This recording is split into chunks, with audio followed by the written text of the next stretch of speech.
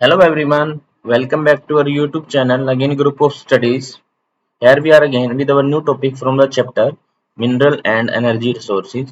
आज हम मिनरल और एनर्जी रिसोर्सेज से नए टॉपिक के ऊपर जाने वाले हैं जो कि आपका बिल्कुल नया टॉपिक होगा क्योंकि पिछले जो टॉपिक पढ़े हैं हमने वहाँ पे हमने एनर्जी के रिसोर्सेज के अलावा मिनरल्स के बारे में सारी बातें पढ़ी थी।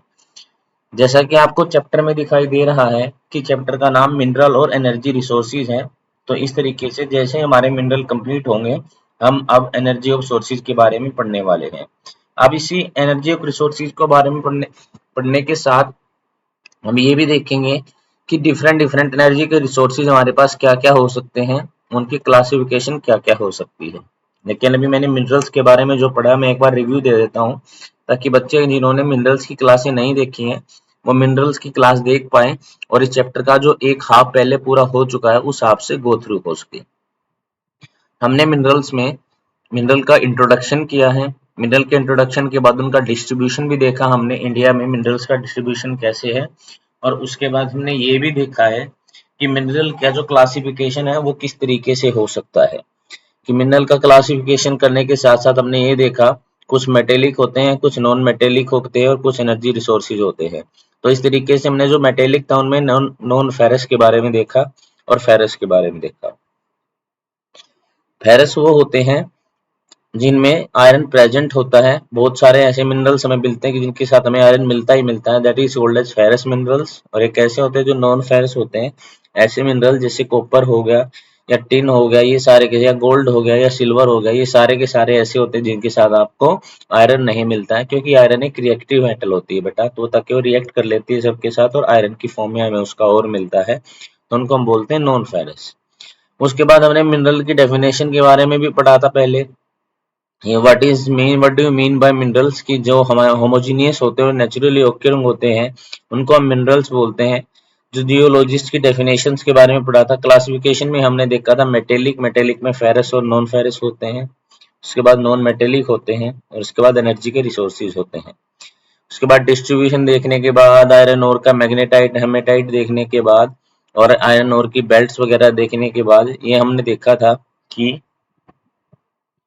हमने एनर्जी के रिसोर्सेज के बारे में एक थर्ड कॉलम लगाया था जहां पे हमें एनर्जी के रिसोर्सेज के बारे में पढ़ना था। तो आज हम इस क्लास में एनर्जी के रिसोर्सेज के बारे में पढ़ने वाले हैं कि एनर्जी के रिसोर्सेज जो होते हैं हमें मिनरल्स में कहाँ से मिलते हैं, क्योंकि मिनरल्स बेटा एनर्जी के रिसोर्स भी प्रोवाइड करवाता है हमें। मिनरल्स के अंदर ही होते हैं जैसे मेटेलिक, नॉन मेटेलिक और एनर्जी के रिसोर्सेज। तो ये मिनरल्स में आज हम एनर्जी के रिसोर्सेज पढ़ने वाले हैं कि ऐसे कौन से मिनरल्स हैं जो हमें अर्थ से प्राप्त होते हैं और वो हमें एनर्जी के रिसोर्सेज के बारे में बताते हैं। तो आइए लेट स्टार्ट, आज हम इसको स्टार्ट करते हैं अपने चैप्टर को। ये देखिए, energy is required for all the activities. यहाँ पे इसने बोला है कि एनर्जी की जो रिक्वायरमेंट होती है वो हमें सारी एक्टिविटीज में इसकी आवश्यकता पड़ती है बेटा, कि ये होती है हमारी एक्टिविटी जिसमें एनर्जी हमें रिक्वायर्ड होती है। तो जो एनर्जी की रिक्वायरमेंट है वो हमें सभी जगह पर सभी चीजों में जरूरत पड़ती है बेटा। Energy required for all activities, सभी एक्टिविटीज में पड़ती है। जैसे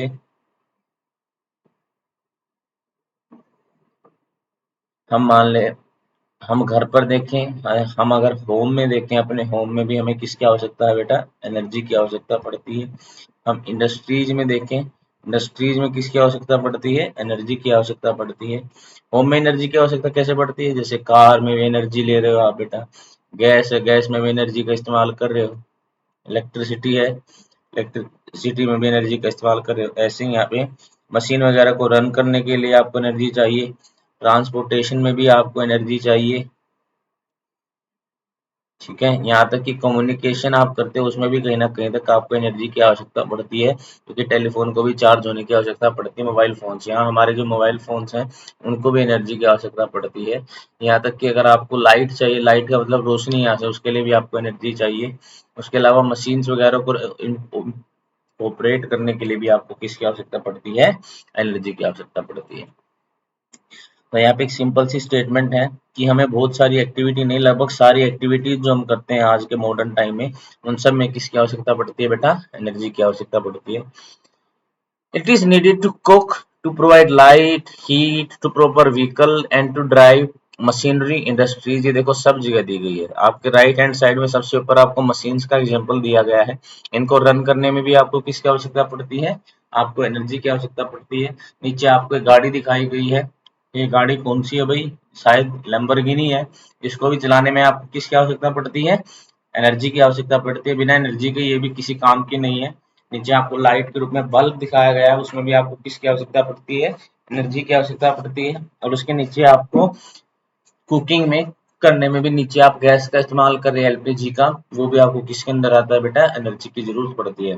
तो हम कह सकते हैं इस मॉडर्न वर्ल्ड में एनर्जी की आवश्यकता के बिना हमारा जीवन अब संभव नहीं है। हम इतने ज्यादा डिपेंडेंट हो चुके हैं एनर्जी के ऊपर कि अब जैसे हम बोलेंगे हम एनर्जी के ऊपर क्या बेटा टोटली डिपेंड करते हैं, डिपेंड हो गए, हम डिपेंडेंट हो गए हैं एनर्जी के। तो हमारा जीवन जो है बेटा बिना एनर्जी के अब क्या हो गया है? नॉट पॉसिबल आएगा कि हमारा जीवन अब पॉसिबल नहीं है। किसके विदाउट? एनर्जी के विदाउट हमारा जीवन क्या बिल्कुल नॉट पॉसिबल है। तो ये हमारी आ जाती है एनर्जी के रिसोर्सेज के अंदर। एक बार फिर पढ़ लेते हैं। It is needed to cook, to provide light and heat, to proper vehicles, to drive machinery in industries we need energy। हमें किसकी आवश्यकता पड़ती है बेटा? एनर्जी की आवश्यकता पड़ती है। चलिए आगे देखते हैं।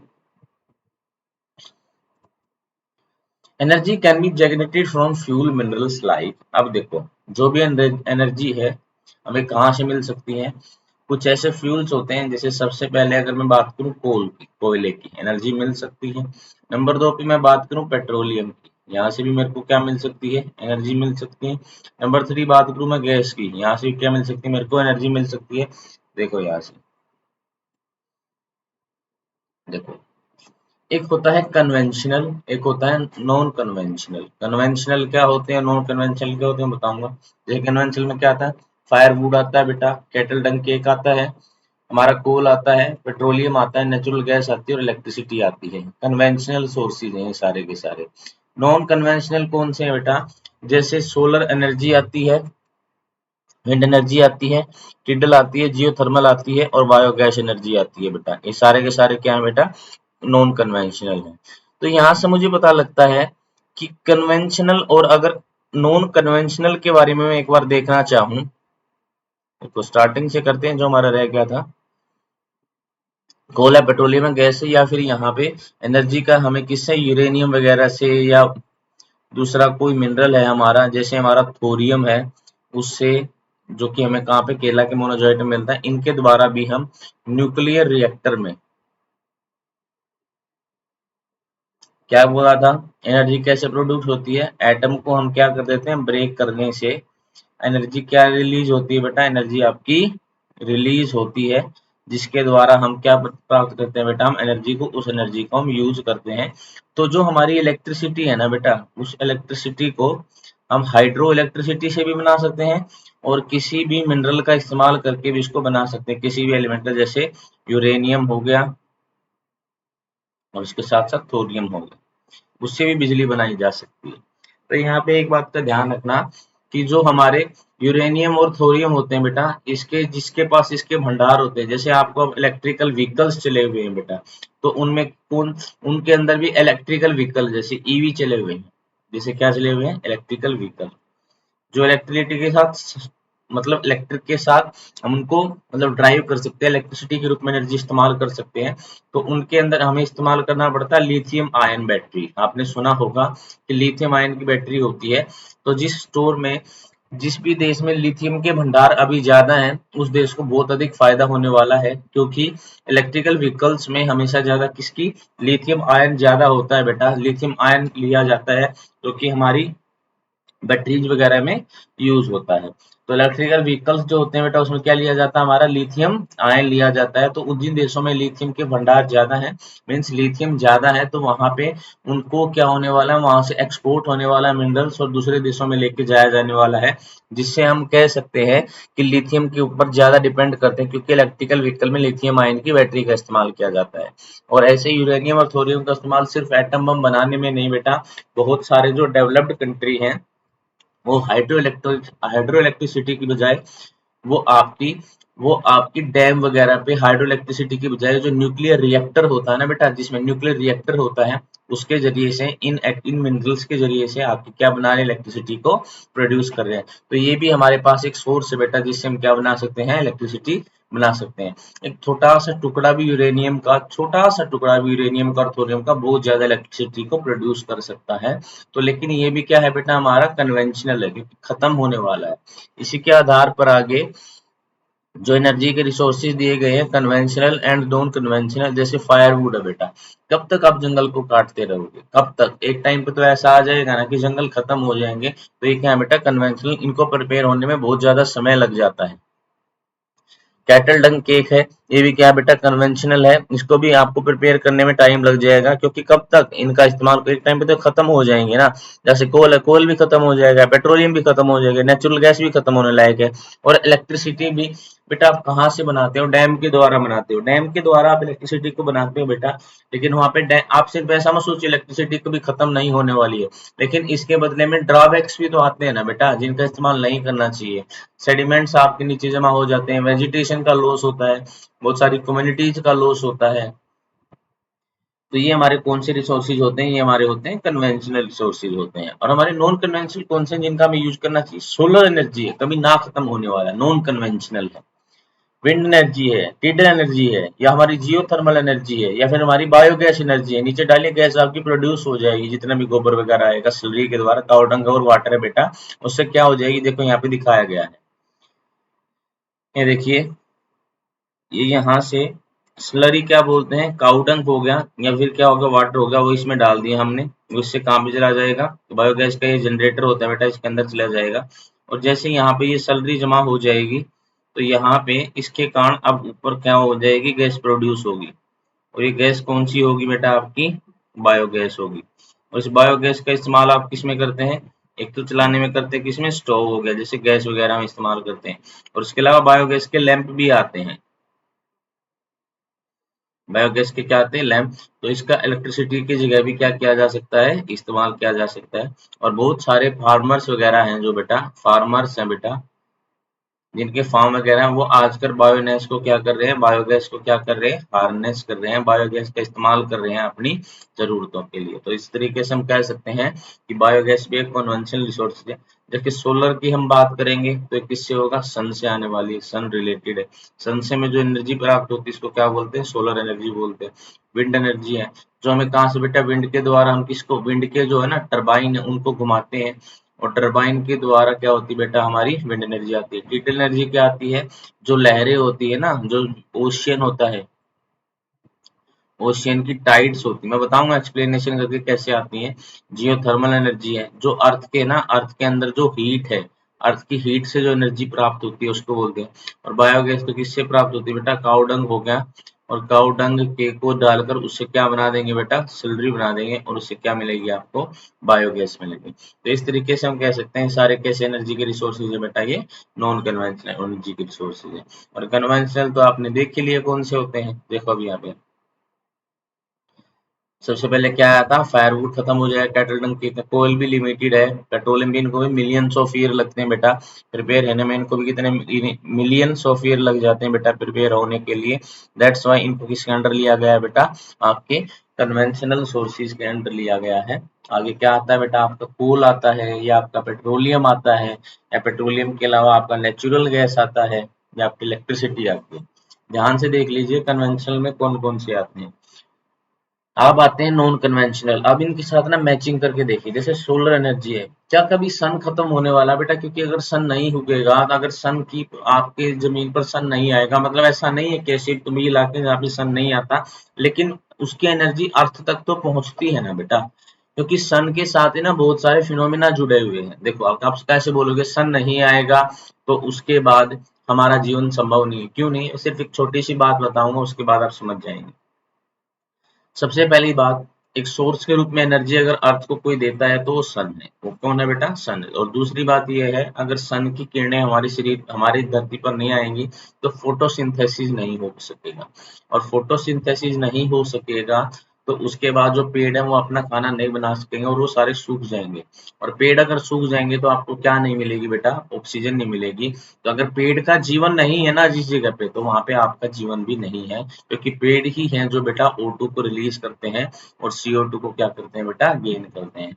तो पेड़ों के बिना हमारा जीवन क्या हो जाएगा, असंभव हो जाएगा। तो पेड़ की हमें आवश्यकता जरूर पड़ेगी। ये हो गया हमारी पहली सोलर एनर्जी जो है नॉन कन्वेंशनल।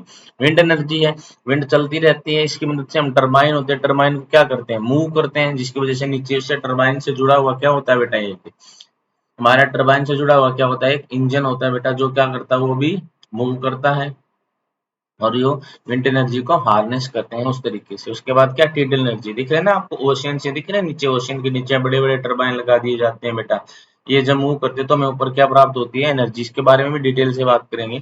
और ये एनर्जी है अर्थ की, जो ऊपर ना हमारा जो वाटर होता है वो अर्थ की हीट के कारण गर्म हो जाता है और वेपर में कन्वर्ट होकर ऊपर वेपर के रूप में निकलता, तो जियो थर्मल एनर्जी होती है। और एक होती है बायोगैस एनर्जी, जिसके बारे में मैं आपको डिटेल से बता चुका हूँ कि जो स्लरी होती है, काऊ डंग केक की होती है, वाटर की होती है, उनको मिलाने के साथ जो हमारी एक स्लरी तैयार होती है, उसको सीधा किसके साथ कनेक्ट कर देते हैं बेटा, बायोगैस प्लांट के साथ कनेक्ट कर देते हैं। उसके बाद बायोगैस जनरेटर होता है। बायोगैस जनरेटर का मतलब एक शेप होती है, एक फॉर्म टाइप शेप होती है। उस शेप के अंदर ये पड़े रहने से कौन सी गैस मुक्त होती है बेटा, आपकी बायोगैस रिलीज होती है। और जिसका इस्तेमाल डायरेक्ट किससे कर सकते हैं हम, एल हमारे सिलेंडर वगैरह के साथ जोड़कर, या हमारी बायोगैस लैंप का इस्तेमाल कर सकते हैं, जिसका इस्तेमाल हमारा एलपीजी की जगह को ये क्या कर देता है, डिस्प्लेस कर देता है। किसकी जगह को, एलपीजी की जगह को क्या कर देता है, ये डिस्प्लेस कर देता है। आगे आते हैं, देखो एक हमारी होगी एटॉमिक एनर्जी। एटॉमिक एनर्जी भी किस में आती है बेटा, नॉन कन्वेंशनल में आती है, क्योंकि थोड़ी सी एटॉमिक एनर्जी के साथ हम बहुत ज्यादा इलेक्ट्रिसिटी को प्रोड्यूस कर सकते हैं। देखिए, firewood and cattle dung cake are most common in rural India. Rural India का मतलब अगर गांव की बात देखें तो गांव में हम फायरवुड का इस्तेमाल करते हैं और कैटल के डंग का भी फायरवुड के साथ इस्तेमाल करते हैं। ये हमारा मेन सोर्स होता है काउ डंग केक, जो कि हमारा क्या होता है, मेन सोर्स होता है रूरल इंडिया में। कहने का मतलब जो गांव वगैरह होते हैं ना बेटा, वहां पे इस्तेमाल किया जाता है किसका, इस एनर्जी रिसोर्सेज का। According to one estimate, more than 70% energy requirement in the rural household is met by these two। आप सोच सकते हैं कि 70% है, तो आप अंदाजा लगाइए कि 70% है जो एनर्जी रिसोर्स है बेटा, एनर्जी की रिक्वायरमेंट है, वो कहाँ से पूरी की जाती है, या तो पूरी की जाती है किसके द्वारा बेटा, फायरवुड के द्वारा, या फिर फायरवुड के द्वारा किसके द्वारा की जाती है बेटा, काऊ डंग केक के द्वारा बेटा। इसके द्वारा हम कितनी 70% एनर्जी को पूरा करते हैं। और ये कहाँ की बात हो रही है बेटा, ये रूरल इंडिया की बात हो रही है, जहाँ पे हम उसका इस्तेमाल करते हैं। कहाँ की बात हो रही है, रूरल इंडिया की बात हो रही है, जहाँ पे इस कृषि का इस्तेमाल करते हैं, इस चीज का इस्तेमाल करते हैं रूरल इंडिया में। Continuous of this is increasing become difficulty due to decreasing forest area. अब एक बात बताइए,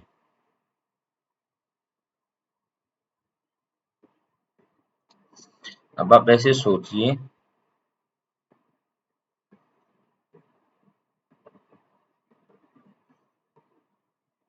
अगर अगर आपका एनर्जी का सोर्सेस, आपका फ्यूल वुड होगी बेटा, फ्यूल की वुड होगी, फ्यूल वुड का इस्तेमाल करते हैं, तो इसका डायरेक्ट इम्पैक्ट किसके ऊपर पड़ता है बेटा, इसका डायरेक्ट इम्पैक्ट पड़ता है वेजिटेशन के ऊपर। और इस वेजिटेशन का सबसे बेसिक यूज क्या है, जो हम बेसिक यूज करते हैं, वेजिटेशन खत्म हो रही है, बेसिक यूज है फायरवुड। क्योंकि इसके ना हमारे पास अल्टरनेटिव ना अभी मौजूद है, इसका अल्टरनेटिव है ना हमारे पास। इसके अल्टरनेटिव क्या है हमारे पास, कि आप सोलर लगा लीजिए, सोलर एनर्जी का इस्तेमाल कीजिए। अगर आपको गैस के रूप में जाना है तो आप इलेक्ट्रिकल चूल्हा लेके आइए, इलेक्ट्रिकल गैस का कोई भी, जहाँ पे क्या इलेक्ट्रिसिटी को गैस की जगह पे इस्तेमाल किया जा सके, ऐसे चूल्हे हमारे आते हैं बेटा, वो लेके आइए। या फिर आप जैसे, आप देखिए वेजिटेशन लॉस होते जा रही है, ये हमारा मेन कंसर्न है, ये हमारा क्या है, मेन कंसर्न क्या है, कि हमारी वेजिटेशन क्या होती जा रही है, लॉस होती जा रही है। अब पहले हम बोलते हैं, इसमें सबसे पहला नाम किसका आता है, इंडस्ट्रीज के लिए बहुत ज्यादा बड़ी है। या डैम्स का नाम आता है, लेकिन हम सबसे लास्ट में किसका लेते हैं, फ्यूल वुड का लेते हैं, क्योंकि फ्यूल वुड तो थोड़ी सी चाहिए। लेकिन बेटा अगर मैं पूरी कंट्री के रूरल को सबको मिला दूं तो एक दिन में आप सपोज कीजिए एक डे में कितना ज्यादा फ्यूल को आप क्या कर देते हो बेटा, कितनी ज्यादा फ्यूल वुड का इस्तेमाल कर लेते हो, 70%।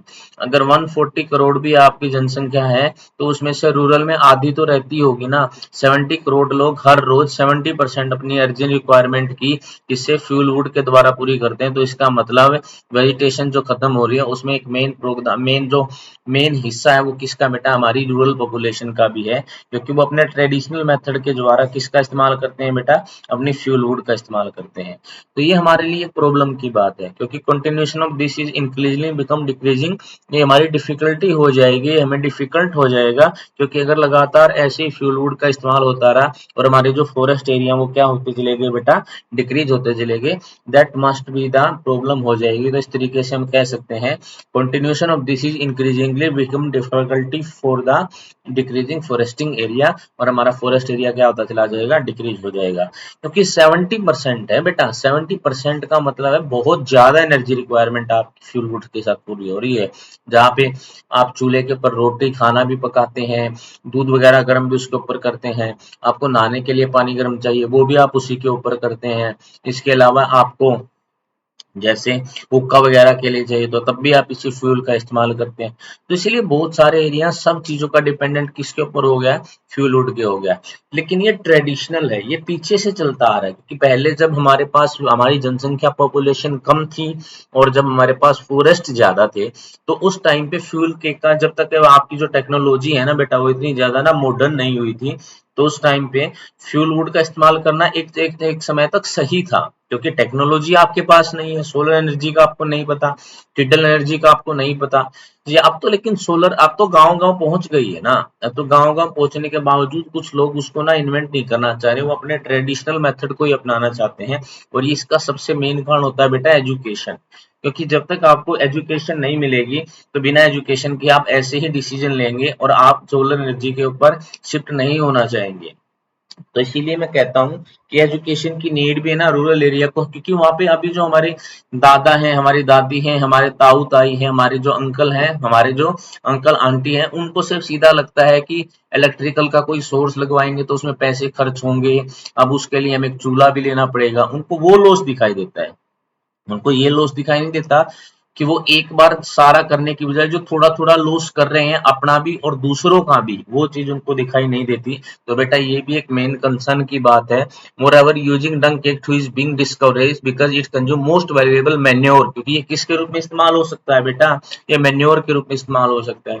और इसके साथ हमारा एग्रीकल्चर में यूज होगा तो बेटा इसके साथ हमारा जो सिंथेटिक एग्रीकल्चर है उसका कम इस्तेमाल करें और मैन्योर का इस्तेमाल ज्यादा करें। तो हमने देखो किस चीज को दाव पे लगा दिया, जैसे हमने काउडंग केक बना तो लिया, चलो ठीक है ये आपकी बात सही है कि आपने उसके उपले बना रही, आप उसका फ्यूल के रूप में इस्तेमाल करोगे, लेकिन इसी का इस्तेमाल अगर मैं सोयल में करूंगा तो सोयल की फर्टिलिटी भी वापस आएगी।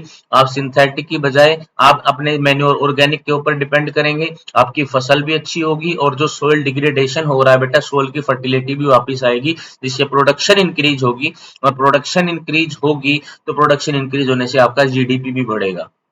अब आपकी जो नुकसान क्यों हो रहा है, क्योंकि अगर आप इसके साथ मेन्योर बनाएंगे ऑर्गेनिक का और आप जो सिंथेटिक फर्टिलाइजर है उसको मत खरीदिए, तो इससे आपका कंजप्शन भी कम होगा। कंजप्शन करने का मतलब क्या, खेती में जो आपके पैसे ज्यादा लग रहे हैं आपके पैसे भी कम लगेंगे और उसके साथ साथ आपका जो दूसरा काम है वो भी हो जाएगा। तो ये काउडंग की बात थी बेटा एनर्जी रिसोर्सेज में। हमने क्या पढ़ा कि जो एक तो जो हमारी फ्यूल वुड है उसका इस्तेमाल हो रहा है जिससे हमारे फॉरेस्ट डिग्रेडेशन हो रहा है, और एक काउडंग केक है जिसका इस्तेमाल हो रहा है जिससे हमारे जो मेन्योर के रूप में इसका इस्तेमाल किया जा सकता है एग्रीकल्चर में, उसका इस्तेमाल भी हो रहा है बेटा। तो ये सबसे मेन इंपॉर्टेंट चीज थी आज जो हमने पढ़ा इस क्लास में, वो क्या क्या पढ़ा बेटा, एक बार मैं रिवाइज करवा देता हूँ। सबसे पहले हमने पढ़ा एनर्जी के सोर्सेज के रूप में फ्यूल के रूप में क्या क्या इस्तेमाल किया जा सकता है। तो आपके सामने दो चीजें ओपन होकर आई, one is conventional, other is unconventional, in non conventional energy resources.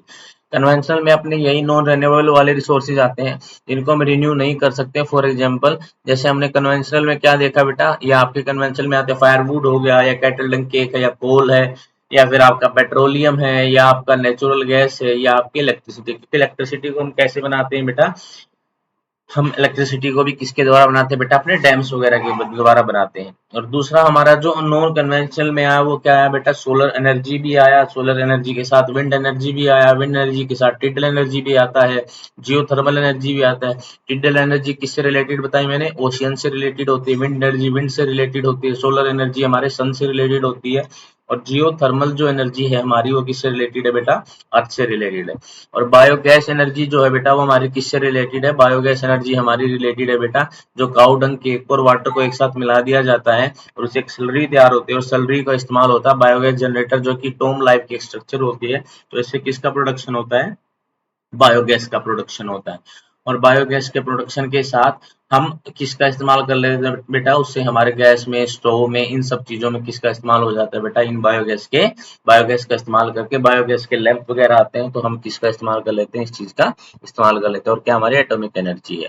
अब आगे देखिए, फायरवुड और कैटल डंग हमारे रूरल इंडिया में किया जाता है। 70% एनर्जी की रिक्वायरमेंट है जो कहाँ से होती है बेटा, एक तो फ्यूल वुड से होती है और फ्यूल वुड के साथ साथ हमारे काऊ डंग केक से होती है। अब फ्यूल वुड के इस्तेमाल करने से तो हमारी वेजिटेशन खत्म हो रही है, हमारे फॉरेस्ट एरिया क्या हो रहे हैं, डिक्रीज हो रहे हैं। और दूसरी तरफ काऊ डंग केक का इस्तेमाल जहाँ पे हमारा ऑर्गेनिक मैटर के बनाने में किया जा सकता है, उसकी वजह से हमारा क्या हो रहा है बेटा, हमारा जो ऑर्गेनिक हमारा खाद के रूप में इस्तेमाल किया जा सकता है उसको हम किसके रूप में इस्तेमाल कर रहे हैं, फ्यूल के इस्तेमाल में कर रहे हैं। ये भी हमारे लिए कि मेन हानि की चीज है। तो इस तरीके से हम कह सकते हैं आज हमने एनर्जी रिसोर्सेज में कन्वेंशनल और नॉन कन्वेंशनल के बारे में समझा, और हमने काउडंग केक और फ्यूल वुड के बारे में समझा। नेक्स्ट क्लास में हम कोल और पेट्रोलियम के बारे में समझने वाले हैं कि इनके उत्पादन कैसे होता है, कितना हम यूज करते हैं, वो कैसा सही है या सही नहीं है। तो आज के लिए इतना ही, बाकी हम अगली क्लास में पढ़ेंगे।